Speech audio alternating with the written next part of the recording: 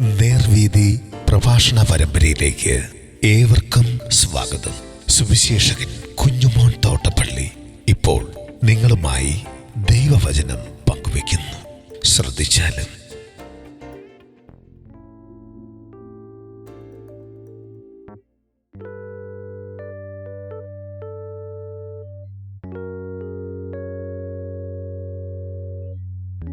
സ്വന്തമായവർ കൈക്കൊള്ളുന്നില്ല. ദൈവനാമത്തിന് മഹത്വമുണ്ടാകട്ടെ. യോഹന്നാന്റെ സുവിശേഷം 1-ാം അധ്യായത്തിൻ്റെ 11-ാം വാക്യം ഞാൻ വായിക്കുന്നത് ശ്രദ്ധിച്ചാലും. അവൻ സ്വന്തത്തിലേക്ക് വന്നു, സ്വന്തമായവരോ അവനെ കൈക്കൊണ്ടില്ല. സ്വന്തത്തിലേക്ക് വന്നു എന്ന് പറഞ്ഞാൽ സ്വന്തമായതിലേക്ക് വന്നു എന്നാണ്. ആകാശത്തിലെ സകല നക്ഷത്രങ്ങളും ഈ ഭൂമിയും അതുപോലെ ഭൂമിയിലുള്ളത് സകലതും യേശുവിന് സ്വന്തമാണെന്നാണ് ഇവിടെ നാം വായിച്ചത്.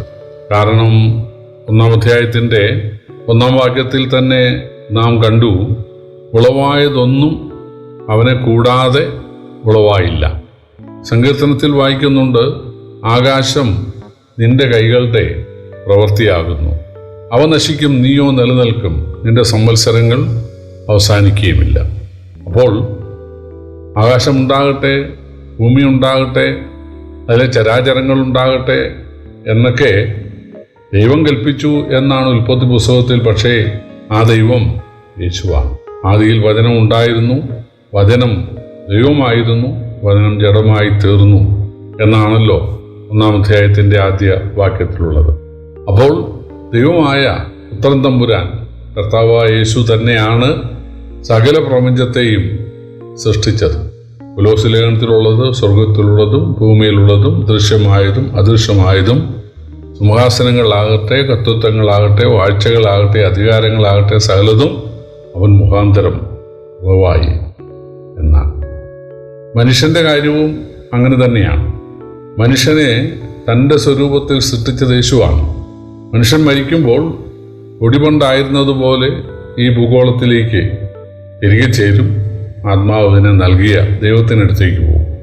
യേശുവിൻ്റെ അടുത്തേക്കാണ് ആളുകളെ ആത്മാക്കൾ പോകുന്നത്. കാരണം കുരിശിലെ കള്ളനോട് യേശു പറഞ്ഞു, ഇന്ന് നീ എന്നോടുകൂടെ പറുദീസയിലിരിക്കും, നീ പിതാവിനോട് കൂടെ ഇരിക്കുമെന്നല്ല പറഞ്ഞത്. സ്തേഫാനോസ് കല്ലേറ് കൊണ്ട് കൊല്ലപ്പെടുന്ന സമയത്ത് പറഞ്ഞത്, കർത്താവായ യേശുവേ എൻ്റെ ആത്മാവിനെ കൈക്കൊള്ളണമേ എന്നാണ്. ദൈവത്തിൻ്റെ വലത്തുഭാഗത്താണ് യേശു നിൽക്കുന്നത് കണ്ടത്. എന്നാൽ പിതാവേ എന്നല്ല പറഞ്ഞത്. അതുപോലെ പൗലൂസ് മരണത്തിന് മുൻപ് പറഞ്ഞത്, വിട്ടുപിരിഞ്ഞാൽ ഞാൻ ക്രിസ്തുവിനോട് കൂടെ എന്നാണ്. വിട്ടുപിരിഞ്ഞാൽ ഞാൻ പിതാവിനോട് കൂടെ ആണെന്നല്ല.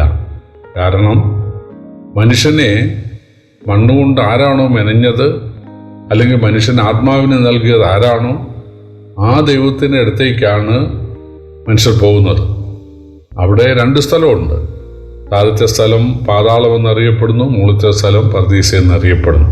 അതായത് യേശുവിൻ്റെ അടുക്കൽ അല്ലെങ്കിൽ സ്വർഗത്തിൽ താഴത്തെ സ്ഥലം യാതന സ്ഥലവും മുകളിലത്തെ സ്ഥലം പർദീസയുമാണ്. അപ്പോൾ യേശു സൃഷ്ടാവായതുകൊണ്ടും യേശു മനുഷ്യവർഗത്തിനു വേണ്ടി രക്ഷിതാവായി തീർന്നതുകൊണ്ടുമാണ് യേശുവിൻ്റെ അടുത്തേക്ക് ആളുകൾ മരണശേഷം പോകുവാനിടയായിത്തീരുന്നത്. അപ്പോൾ യേശുവാണ് സകലത്തിൻ്റെയും സകലരുടെയും സൃഷ്ടാവ്. അതുകൊണ്ട് യേശുവിന് ഈ ഭൂമിയിലുള്ള സകലത്തെയും കുറിച്ചും അല്ലെങ്കിൽ ഈ പ്രപഞ്ചത്തിലുള്ള സകലത്തെക്കുറിച്ചും യേശുവിന് പറയാം, എൻ്റെ സ്വന്തമായത്. മത്സ്യങ്ങൾ യേശുവിൻ്റെ സ്വന്തമായതുകൊണ്ടാണ് യേശുവിൻ്റെ വാക്കിൽ മത്സ്യങ്ങളെല്ലാം ഓടി ഒളിച്ചത് പത്രോസ് മീൻ പിടിക്കാൻ വന്നപ്പോൾ.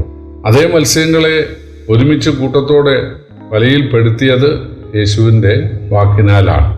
യേശുവിൻ്റെ വാക്കിനാൽ മത്സ്യങ്ങൾ അനുസരിക്കുന്നു, അതുപോലെ ഇണങ്ങാത്ത കഴുത അനുസരിക്കുന്നു. യേശു പരീക്ഷിക്കപ്പെട്ട സമയത്ത് മരുഭൂമിയിൽ കാട്ടുമൃഗങ്ങളോടുകൂടെ ആയിരുന്നു എന്ന് വായിക്കുന്നുണ്ട്. ഏലിയാവിന് ഭക്ഷണം നൽകിയത് കാക്കകളായിരുന്നു. അതുപോലെ യേശുവിന് കാട്ടുമൃഗങ്ങളുടെ സഹായം ഉണ്ടാകുകയാണ്. കാരണം കാട്ടുമൃഗങ്ങൾക്കറിയാം യേശുവാണ് അവയുടെ സൃഷ്ടാവെന്ന്. കഴുതയ്ക്കറിയാം യേശുവാണ് അവൻ്റെ സൃഷ്ടാവെന്ന്. മത്സ്യങ്ങൾക്കറിയാം യേശുവാണ് അവയുടെ സൃഷ്ടാവെന്ന്. അപ്പോൾ യേശു സ്വന്തത്തിലേക്ക്, അതായത് താൻ സൃഷ്ടിച്ച, താൻ പരിപാലിക്കുന്ന, തനിക്കുള്ളതിലേക്ക് വന്നു.